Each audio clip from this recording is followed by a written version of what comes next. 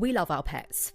They're our best friends as we navigate life's ups and downs with a wag or a purr just when we need it. The Royal Veterinary College is there for our pets, home to Europe's largest small animal referrals hospital, with over 200 specialists providing expert care 24 hours a day, 365 days a year. The bond between a pet and their person is worth fighting for, and that's the belief that inspired the RVC Memory Tree, a beautiful handmade sculpture standing in the heart of the RVC Small Animal Referrals Hospital, adorned with gold, silver and copper leaves, each one engraved with the name of a beloved pet, and each one funding the extraordinary work happening there every day. For just £10 a month, you can dedicate a leaf in the name of your pet, celebrating your pet's life, whilst also helping to fund life-saving treatment and care for animals in need. Visit rvcact.com/memory tree to dedicate a leaf today and let your pet's memory live on.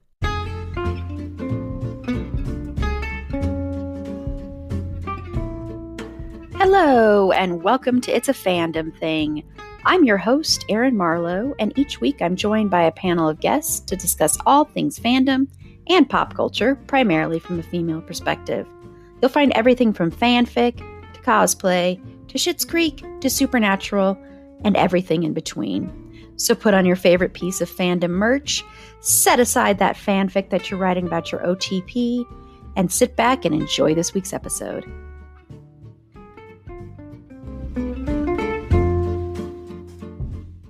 Hello, and welcome to this special interview episode of It's a Fandom Thing.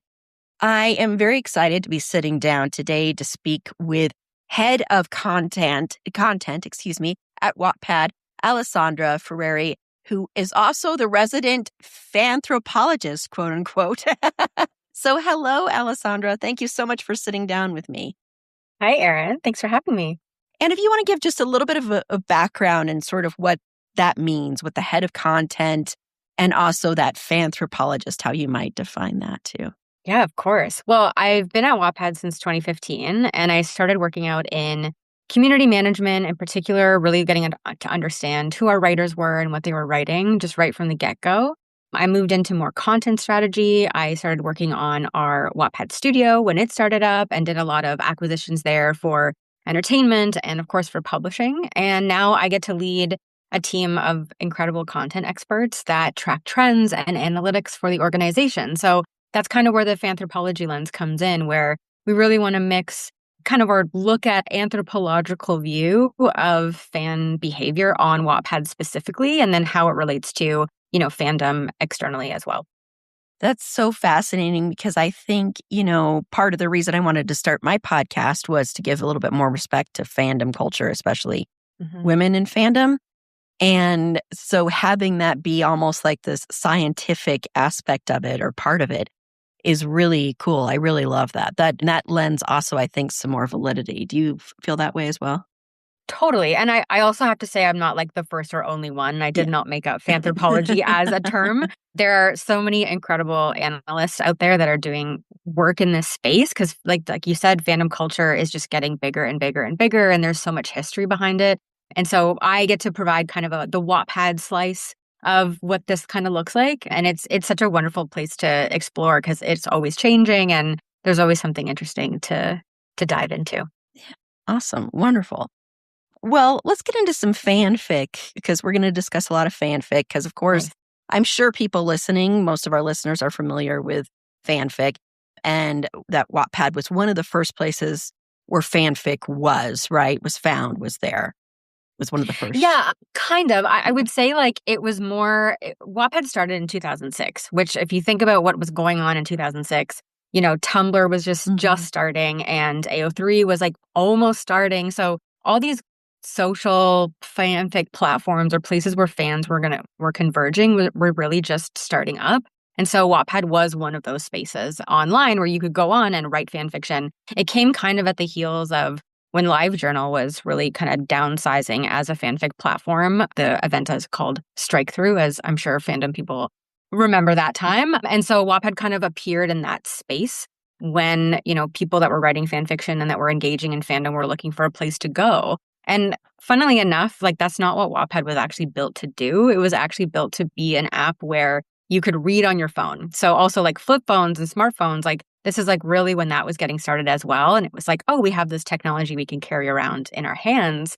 What if we could read on it? So that was really the original premise, but it really quickly became a space for fandom. And so way back in those early days, the founders were like, what do we do with fan fiction? Like, what is that? And then quickly kind of just, rapidly started to understand it, brought in some experts, and then, 20 years later, here we are, a really foundational fan fiction space. Yeah. Yeah, I think still people are like, what is fanfic? Yeah. And people are discovering it still. So why do you think fanfic has had such a lasting impact on various fandoms? Yeah, I mean, fan fiction, which is, writing, the what ifs of based on, properties and characters, et cetera, it really just lets fans become part of the story. You can add in your perspective and kind of flex your creative muscles, whether that's as a fan or as an expert in a property as well. Like if you know everything about Jurassic Park, you could probably write a pretty cool perspective on that, which is non-canonical, but it becomes, your fan perspective. So it makes fandom really participatory. It puts you right into the middle of the action and allows you to connect around the things that you love with other people who also love it. And I think that alone is just really fun. And of course, it has a lasting impact on fandom because fandom is at its core participatory as well. I am part of a fandom. I am actively, engaging with others in this space or engaging with this material. And so fan fiction, kind of like fan art, is a way for you to kind of put your own creative stamp into that fandom. And I think what's lovely about it too is that, I mean, the lasting impact is all about community building too, right? Mm-hmm. You don't have fan fiction or fandom without community. And so being able to interact with other fans, like you really do build those relationships up by, creating your ideas, expanding on your concepts, all of that stuff. It's fun at the end of the day. So I think that lasting impact comes from the joy that really comes from playing around in that fandom sandbox. Yeah. And I think, of course, if you have like an ending to a show that you didn't like, the fixing it with fanfic, or if there's a ship, which there's two pairings, there's a pairing that you don't get to see, being able to write them through fanfic, I think. Yeah.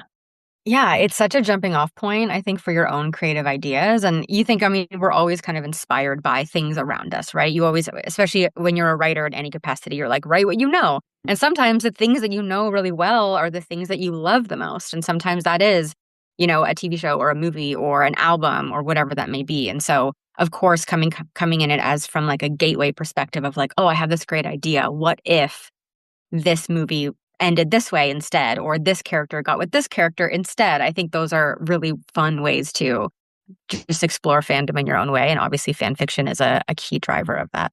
Yeah, I agree. So how do you think Wattpad has helped fans find like a community? Wattpad in and of itself is a social platform, right? So it's like a social storytelling app is how I like to describe it. And so it makes storytelling really communal. It invites users and like fans, readers, friends, whatever, into the process with you and with writing. And so, of course, like community is at the foundation of everything that we do. It's just amazing to watch how people find each other and find things that they love and then get inspired by one another. And you see that ripple effect happen on platforms like Wattpad.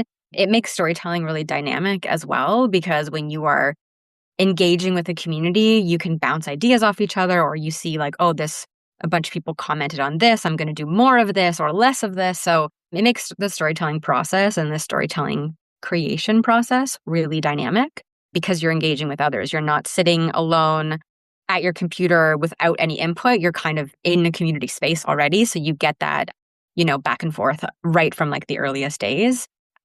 So yeah, I think that's the main thing. And just like also how it's built, the architecture of Wattpad, you can follow people, you can add stories to your library. All of that is in pursuit of building community as well. So that we kind of like try to create the experience of community and then also allow people to engage with one another as easily as possible.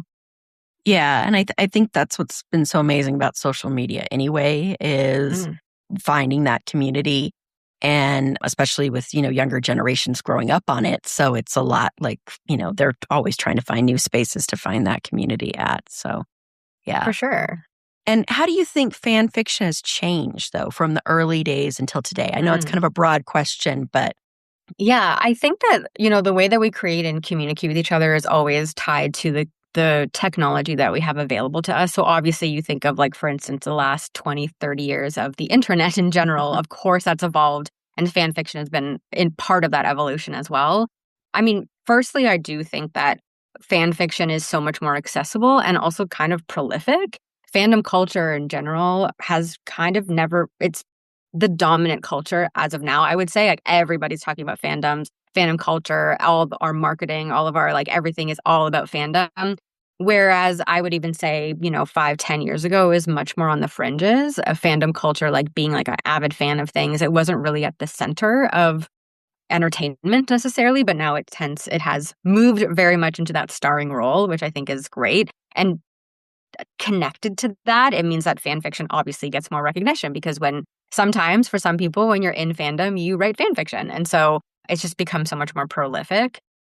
I also think, the format for fan fiction has evolved so much. I talked about, 20 years ago with Wattpad coming up into the social media space as a container for fandom.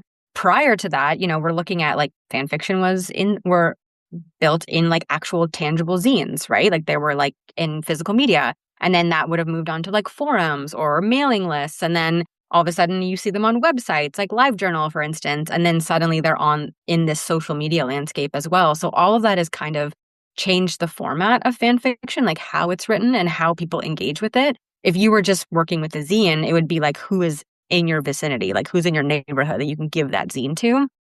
Whereas now you're on social media, you can connect and read fan fiction from someone halfway across the world. So it's just a very different landscape for that. And that has come from the evolution of how we just in general connect and communicate with one another, and how that technology has allowed us to do that.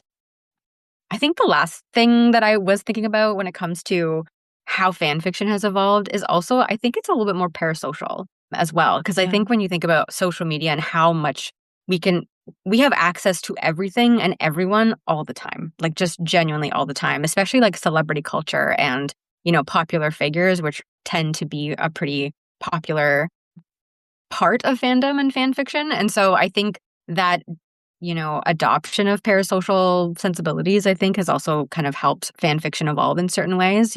Real person fiction, even when I started at Wattpad, it wasn't a super popular thing, but it has become more and more popular in these spaces just by how we interact with, the figures that we have access to. So many ways, and in short, many, many ways, fan fiction has evolved. Yeah. But at its core, it's still that community-driven, creative, social outlet, I think, for fans. Yeah.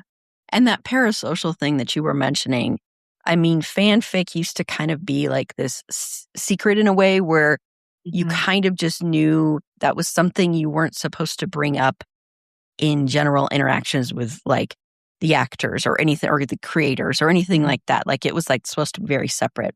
And I've found it, I don't know if you agree with this, that has changed a lot. Like, you get a lot of fandoms where it seems like even the people, the actors and everything know about fanfic already. I found that a lot with Supernatural, but I don't know if you see it with other fandoms as well. Yeah, I definitely think that's evolved. I think that the fourth wall breaking is it's thinner than it's ever been in a way, I think. But that also kind of comes down to just, again, how much access we have. If you think about, the people that have grown up online and on forums, you think about like Olivia Rodrigo talking about the Harry Styles fan fiction she used to write. So even people that are becoming figures that people want to incorporate in their fandom or fan fiction are ones that also grew up in fandom. So we're kind of seeing this, like, this loop where, everything's kind of overlapping on one another. It's not so separate anymore. So I think that just because of how prolific fan fiction is and has been for a while, it makes it people know that it exists and know that, there might be those spaces, whereas maybe a little while ago, you didn't have that much. It was still more on the fringes, right? So it's right kind of smack in the middle of the conversation sometimes. But yeah, I think like the fourth wall breaking thing is always going to be a bit of a contentious subject. I think it really comes down to the way I look at it, at least as someone at Wattpad, is, it's always, you always want to make sure that the creator themselves are comfortable. If they want to share something, like, or they're open for that kind of thing, that's kind of their prerogative. But ultimately, fan fiction and fan works are by fans for fans. They're not really for the subjects that they're being written about, because, that kind of, that makes that wall very thin and can kind of, I think, change the experience in a way. So but it really just comes down to personal preference. Yeah, it can get complicated, I think, too, when it comes to that. Because I know there's been a lot of stuff like being involved in fandoms where it is like, why did you bring that up? You shouldn't bring that up, or that kind of stuff, you know. And if it makes the person uncomfortable too, because that's got to be a little weird. I think we all, I mean, that's the thing. Like when it comes to fan fiction, it's fiction, and it remains fiction at the end of the day. So there really is not a ton of benefit to just bringing the person in who it might be about. I think it's nice to just let your creativity sing on its own with the fans and the people that it's meant for. It's not really meant necessarily for the subject matter. Yeah, exactly.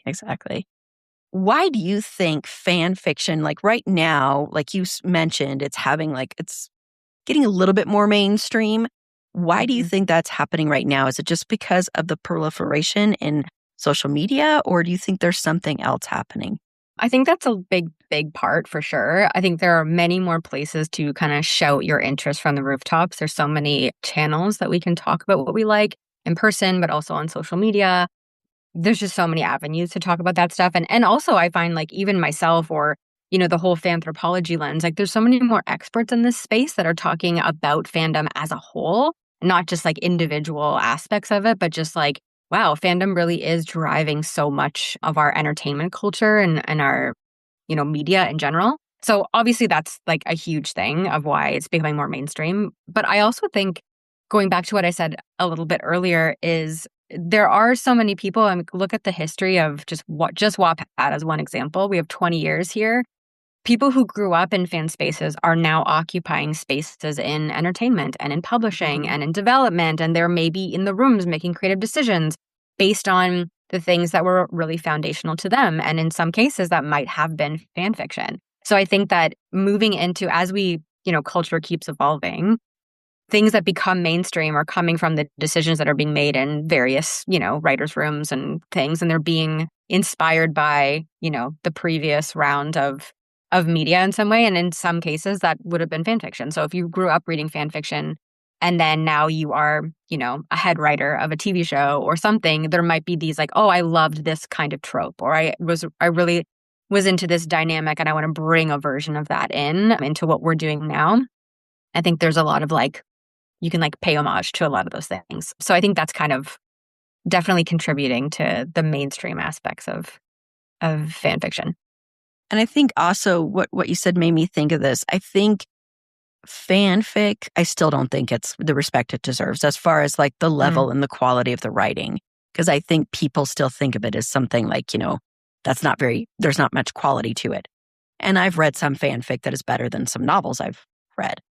And so do you think, though, because that just made me think of that, because if you've got people that have written fanfic and then they're in writers' rooms of like a television show, do you think because of there being that kind of jumping off point almost, it seems like, do you think that that's another way, is that people are getting more respect like for the writing and stuff in fanfic? That's a good question. I think that it's kind of a good thing and a bad thing at the same time, where people are like underestimating the power of fan fiction. I agree with you. The fan fiction that I've read has sometimes been the most devastating, incredible fiction I've ever read. And I think part of that is because it's fan fiction. I think sometimes when you create a more traditional expectation for works, it can change the shape of them. I mean, think about the publishing industry in general. There's a very specific formula for what works, very specific BISAC codes, very specific, you know, formulas for like a hero's journey or a narrative arc or whatever that, or even a length of a story. You know, like you're probably not going to get a, you know, 10,000 word story, like novel, right? Like you're not going to like lug that around like to read it. But in fan fiction, you can have any kind of formula that you want. And that's kind of the beauty of it. And so I feel very protective of having these spaces where I think fan spaces are necessary, where not everything has to be commercialized, not everything has to be created to be mainstream. I think it's really nice to have these alternative spaces where storytelling can just thrive in a way. And then those can influence, you know, what becomes mainstream down the line.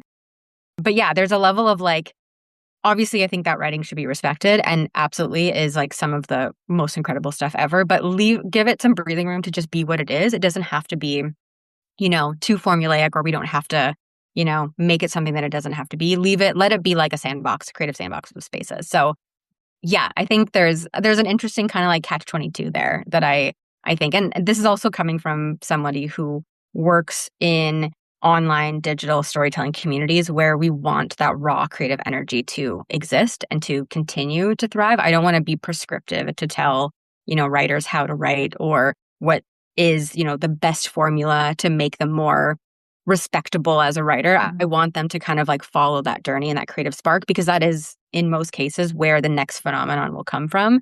But you kind of have to let it be messy sometimes too, in order to like get to that end goal at some point. So yeah, I mean, I agree with you though. I think fan fiction in general should be respected, but I think the respect comes from like letting it be a space for exploration and a space for that can live alongside traditional spaces, but it doesn't necessarily have to follow those same rules or formulas. Yeah, that makes sense. That makes sense, especially when you're talking about why certain fanfics could be so devastating, because it is within that world that you're already familiar with and you already know the characters from. And so if you have them going through something devastating, then it can feel kind of like even more emotional, probably because you're already attached to them anyway. Totally. So yeah, that makes sense. That makes sense. Yeah. Everything feels easier in the summer, or at least it should. The days are a little more relaxed, and you just want those pieces that are comfortable and can be worn again and again. This episode is sponsored by Quince. Quince focuses on well-made essentials that naturally become those everyday staples you actually live in all season long. Their tees are soft enough to live in all day, and their lightweight cotton sweaters are exactly what you want when summer nights cool down. Everything at Quince is priced 50 to 80% less than similar brands. They work directly with ethical factories to cut out the middlemen, so you're paying for exceptional quality, not brand markup. Quince's linen shirt is a game changer. You can wear it an embarrassing number of times this summer, and it never goes out of style or out of comfort. And Quince isn't just about clothing. It has become a trusted favorite for everything from home to travel to everyday essentials. Make your summer wardrobe easier. Go to quince.com/wizardio for free shipping on your order and 365-day returns. Now available in Canada too. That's QUINCE.com/wizardio for free shipping and 365-day returns. Quince.com/wizardio. And have the most popular fandoms in the fanfic realm changed over the years? Or are there particular fandoms that have remained like the most popular? Yeah, I mean, speaking specifically from a Wattpad lens anyway, I think based on at least the data that I have access to, we do see some pretty consistent fandoms. We see kind of like the big ones remaining to stay pretty big, like the big franchises. We tend to see those like, they have staying power, at least when you're looking from the top down. So you're kind of looking at it from a high level, like, oh yeah, here are the big ones that are still very, very big. And I also think part of that is because, they have that staying power. They've been around for years and years and years. If you think about your, K-pop is such a big one, or something like a Harry Potter, those ones just have like so much material to work with and just such a long-standing legacy in fan spaces. But I also think like we do try to track new kind of up-and-coming things just to see, especially newer ones. And obviously you can have breakouts, like something like Heated Rivalry will come out of nowhere and suddenly it starts to solidify itself. But I think there's a mix of both. So you have like your long-standing legacy fandoms that continue to kind of just be comfortable places that people go back to and that they love. And then you also have the newer fandoms that come up. And I think those ones tend to be based on, at least from our angle, consistent interest in newer fandoms come from consistent output. So let's say it's like an ongoing series that has a new season that comes out. We generally will see a spike in interest as the new season is airing. And then it will peter off as there's like that downtime. So as things kind of like come more and more, you get more material, like a new album comes out or a new season comes out or a new sequel, you kind of will see that interest peak over and over until it solidifies itself as like a mainstay sort of fandom. I think that's why K-pop fandom is so prolific, because you think about how much material is coming out from so many of these bands. You're like, oh my God, there's always something new to absorb and be inspired by. And so that's one that we see that's been growing pretty consistently and hasn't really slowed down. Yeah, and I'm sure also with K-pop, Demon Hunters and the success of that probably also added to it too. Because I know there are a lot of people that didn't listen to K-pop that discovered it through that. Totally. Yeah, and then branched out and discovered other K-pop. So yeah. That has me curious because you're talking about, ongoing properties. Do you think also those streaming might have something to do with it? Like if a show that hasn't been on streaming before or it goes to a new streaming platform, like I know with Supernatural, they used to be on Netflix and now they're on Peacock. Mhm. And so changing those platforms and having new people discover them, do you ever find that does a spike in something that's like maybe an older fandom that all of a sudden you've got a spike in fanfic? Yeah, that's a good question. I'd have to look into it, but I think the premise makes sense. Like usually it's like access, right? So, I was watching, I think a lot of like rewatch culture is quite, popular. So it's like I want to rewatch my comfort shows over and over and over again. The thing that's different about that though is that you're not seeing a lot of newer shows get the longevity that older shows are getting. So we're not really in an era where you're going to get, 10 plus seasons of a show anymore. You get maybe one or two and then it gets canceled or something. So I think part of that is also rewatch culture is based on these older shows because they actually had the room and the time to breathe and get a lot of material. And now they're just bouncing around the streaming services. So yes, I would say that, having access to shows like Supernatural or Gilmore Girls or whatever it may be, and having that as like, I can always tap into that, will bring in new fans over time. But what's interesting, and I think what will be a fascinating thing to track, is whether or not other shows that don't have the same amount of material are going to have that type of impact. Yeah, that's really interesting. That makes sense because you also have shows that they'll have one season and then there'll be like 3 years in between seasons. So It's like, how is that longevity going to last? And seasons being shorter and everything being dropped all at once instead of the weekly format. So yeah, that's interesting. Yeah, we saw that actually with Stranger Things. So I found that the last season of Stranger Things really saw like a massive spike on Wattpad. And there's so many reasons for that. Obviously, there's like, this conspiracy theory at the end where there was going to be a last episode. There's obviously that's feeding into it. Of course, there was the Byler shipping. There's a whole bunch of stuff that kind of contributes obviously to that. But I think that was the last one that I saw that really kind of had been on for a long time. And that last season spike was definitely something that we noted. Yeah, that would make sense, especially with that one, especially like you said, all those conspiracy theories that there was some missing episode that was going to come out. Yeah. Do you think fanfic, I mean, we already kind of touched on this, but so I know that you're probably going to say yes to this, but do you think, even though it's getting more respect, do you think it still deserves more respect than it is getting? Yeah, I mean, always. I think that unfortunately, when we are talking about spaces that are predominantly celebrated by women in most cases, they tend to be disrespected more than others. Like you think about sports fandom versus like boy band fandom, for instance, is like such a perfect example of like, it's totally okay to like light a car on fire, but it's not okay to scream your lungs out at your favorite boy band. So I get that. So in general, absolutely.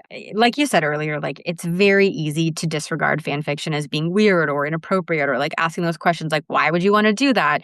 But that just, I think, misunderstands the whole point, the whole like community aspect and the creativity aspect and just like the participatory nature of what fan fiction provides and the space that it offers people, especially like really getting to connect with the things that you love and the joy that it is. I think that deserves so much respect.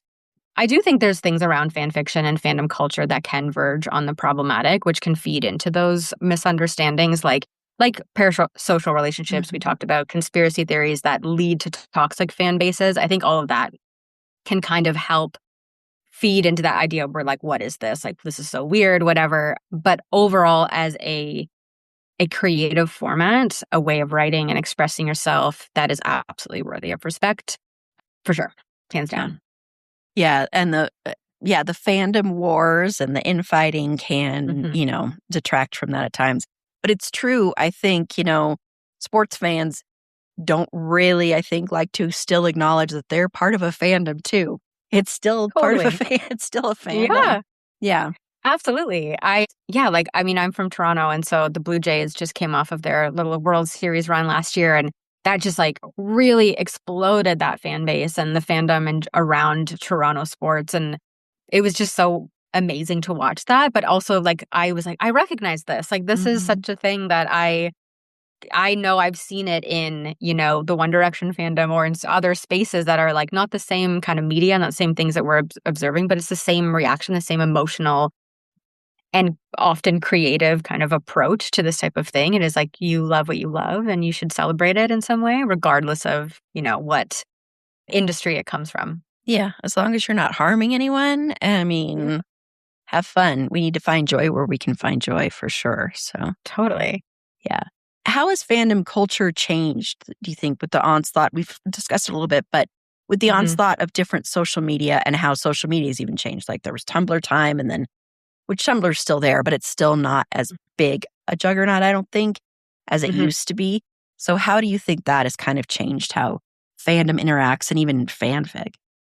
Yeah, I just think it's so much more prolific, like just across the board. It is rare to find someone who doesn't know fan fiction is a thing, or that isn't belonging or understanding of the concept of fandom. Even if they might not necessarily identify as being a part of a fandom, they definitely know what that kind of means. And so I think conversations around fandom and just how it's just so much more prolific. It can genuinely happen everywhere. You can have conversations in person, you can have them online, you can go to spaces like fandom events and like thematic things are happening, cosplay and, fan art, and just like how we celebrate and absorb the stuff that we love in media is just so much more prolific. Like I said, over and over.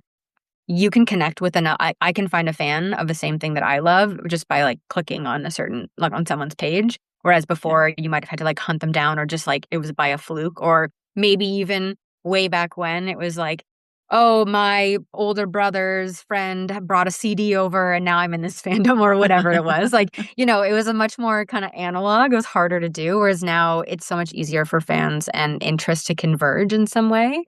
And that means that fandoms can grow faster, obviously. I think that also means that, at least kind of what I'm seeing, is that sometimes fandom can get conflated with just like marketing and promotion. It's just like, That's oh my true. gosh, look at this stuff. And like, just because we're promoting something and it gets engagement, or that something is, popular for a time, it doesn't necessarily mean that it's built out a fandom that will follow it through, various sequels or various stages, or will go to a platform and write fan fiction about it. I think that distinction is pretty important too. I think sometimes it's easy to take fandom for granted, of just being like, oh, everything's a fandom, but like not everything is a fandom. When you think about it, but from like the very beginning of our conversation, it's like fandom is participatory. It's how we're participating in it. And it means that the fans are participating in it. And not everything has that. And that's not a bad thing. Not everything needs to have that. It's a pretty like intense commitment to something. But I do think that like fandom culture sometimes gets conflated with, just general media entertainment. And I like to be like, but like, does it have a fandom? It can have fans, might have a fan base. Does it have a fandom? It's my question all the time. No, that's a good way to look at it. And I think maybe, I don't know if you agree, it might also be being conflated because of influencer culture. Because you have so many influencers now, like going to, I know for film critics, it's been very hard for them because you have so many influencers doing that now, or being invited to those before the film critics are being invited to like premieres and stuff like that. Do you think maybe that's part of it too, is the influencer culture with fandom getting kind of conflated together? Or yeah, it could. I mean, I also just think, if I think of even myself as a fan and as being a part, like it is a commitment. Like you are putting so much time and energy and, and money in most cases into some space. It's hard to do that across like a whole breadth of things. Like that would just be, I mean, it's amazing if you can, but it takes a lot of time as well. So I think like, yeah, I think marketing in general is also very prolific. There's just like so much content to consume. It's harder to get into a fandom, or at least have kind of a long-standing, tenure, because, things change so quickly and trends come in and out, and everything is like we just have so much to consume. So yeah, so I think it's evolving from that perspective. It'll be interesting to see what we do, whether it's like the long-standing legacy fandoms are the ones that endure, or if other ones start to replace it, or if it's just something that, we just move so quickly through our interests and we just change over time. I mean, I think you can say the same thing about like fashion trends. I was paying attention to some of that, where it's like, oh, things are trending for like a couple weeks and then it's on to the next thing, but because we have access to so much information, of course we're gonna move through it so much more quickly. We could just literally scroll through everything. So that will, I think, for sure have an impact on fandom culture, or how we describe it. But that's like yet to be seen. We'll have to keep track. Yeah, that's true. That's very true. Yeah, and the legacy fandoms, like I truly do believe, and I keep bringing up because it's part of the reason this podcast exists, is the supernatural fandom. And you find younger generations are now just discovering it. Like people that weren't even like born when the show premiered. Yeah. So it is pretty amazing how that happens, where you have new people discovering it and seeing it from a different lens. And then you have the people that have been there forever. And then you've got the fandom gatekeeping that goes on too, where it's like, we are the original fans and that kind of stuff. Yeah, I think that's an important note too, because like we're just like right in the thick of, a fandom evolution. It's probably, and we're not going to really know what it's going to look like until we're kind of on the other side of whatever era we're in right now. Supernatural has a huge like fan base on Wattpad. I remember when I started, I hadn't watched the show, but I saw so much fan fiction that I was like, maybe I should watch this. And like loved it. And I think like that is a show in particular that had such a good handle on what it meant to its fans and did a lot of fan service in the show. I think it's done like a really, really good job of setting kind of a template for, fan service in general and for an ongoing show, at least. Yeah, I agree, especially since they still do conventions all the time. And they are some of the best conventions I've ever been to, are supernatural conventions, because it is that feeling like the actors actually care.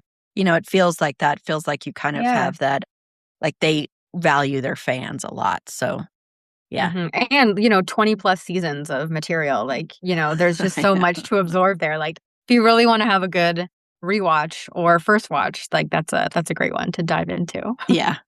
There's a lot of material there for sure. Yeah. And then I'm just curious, do you have a favorite fandom for fanfic? Oh my gosh. I don't. Okay, I'm not going to call it a favorite, but I do have some formative ones for myself anyway. So One Direction was I would say my professional gateway fandom. So when I started at Wattpad, that was obviously everywhere. It was 2015. So like, you know what time that was. And it was just One Direction all over the place. And so that one's quite precious to me because I think I spent so much time in that fandom and to understand fandom and how to work in this space. And I think it was quite formative for my own understanding of just like fan fiction in general, but also just fan behavior. And really, I just went down a rabbit hole and I love it. But I'm like very fascinated by fandoms as they come and go. I mean, I've been in kind of the BTS fandom as well. I'm going to the concert on Saturday. I'm very excited.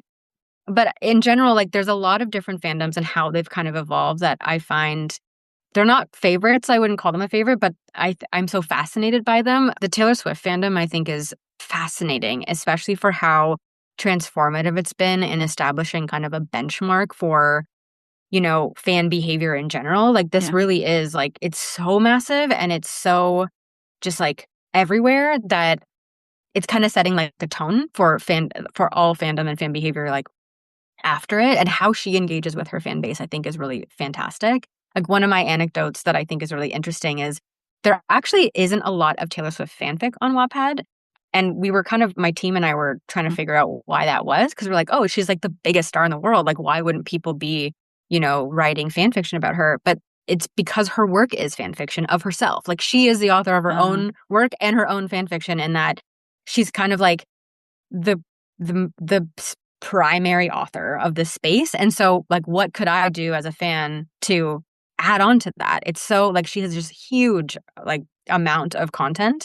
You almost don't have any gaps that you could even fill in some way. And so like, no one really deviates from her canon because she's developed this like very huge canon in some way. So I think that's really fascinating. Like that one is a one that I always keep track of because I think it's fascinating and just in general.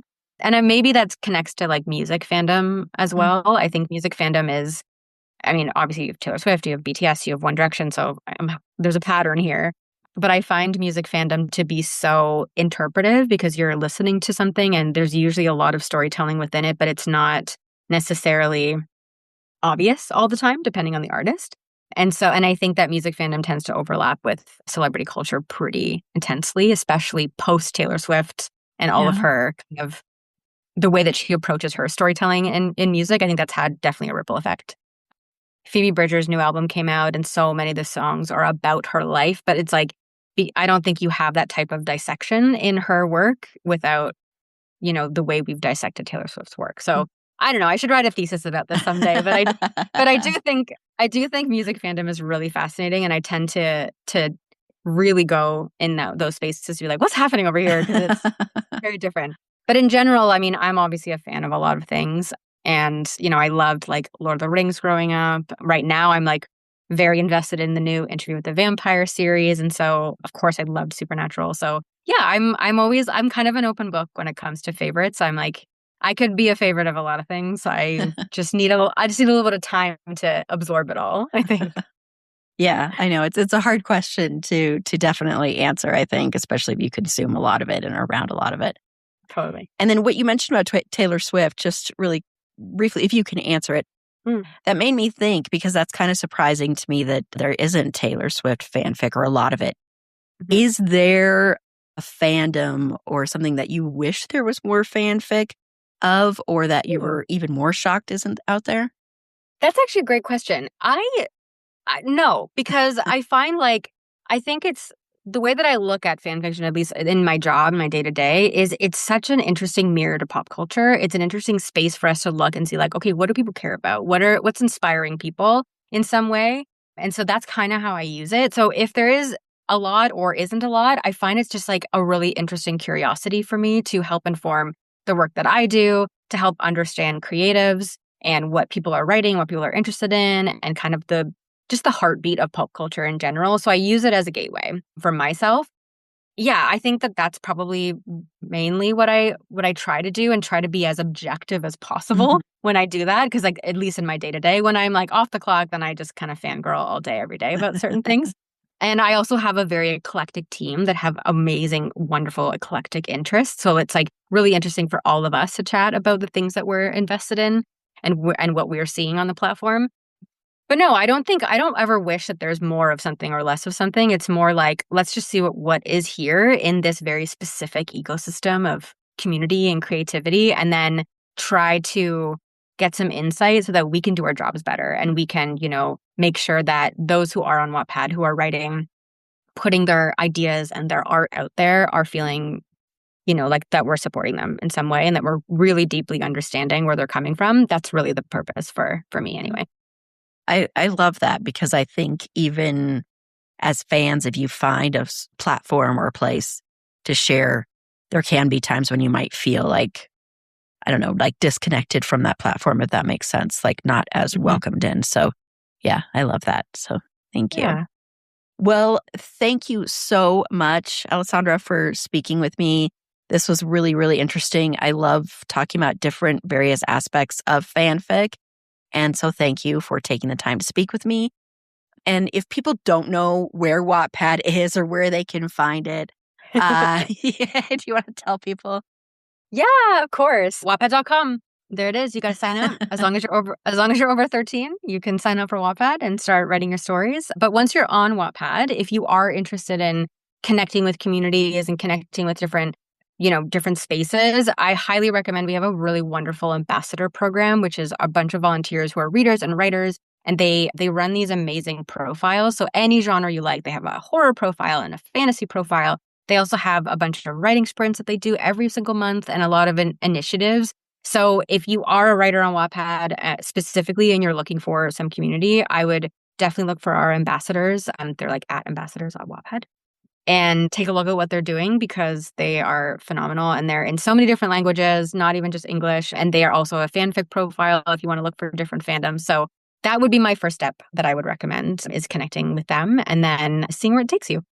Awesome. That's wonderful. Wonderful. Well, thank you so much again for joining me and speaking with us. And I really, really enjoyed this conversation. So thank you so much. Thank you. It was my pleasure. Thank you again to Alessandra Ferreri for sitting down and speaking with me about Wattpad and fanfic. I really, really enjoyed that conversation. And please make sure to check out Wattpad if you haven't already. If you would like to be a potential interview guest on the show, please reach out to me via our website. It's fandomthingpod.com. Once you're there, you can click the Contact Us button, and that'll shoot me an email, and I'll get back to you as soon as I can. Thank you again for listening, and take care.